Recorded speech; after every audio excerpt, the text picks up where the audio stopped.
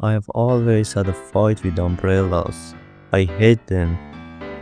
Today is the day, the final battle. I'm ready.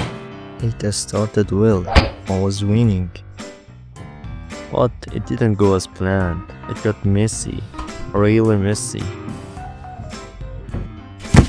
I don't even want to talk about it. But it taught me something. It's time to settle this grudge between me and Umbrella. So I used my incredible drawing skills to create the blueprint of what's in my head.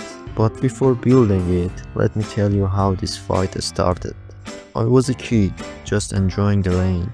But that umbrella, it ruined everything. My idea, build an umbrella that makes its own rain.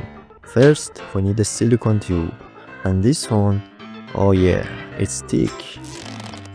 Now we connect it to the umbrella. Not gonna lie, it took forever. But hey, it works so far. Now it's time for the water pump. This thing pumps hard. Watch this. It needs some motivation. Hold on.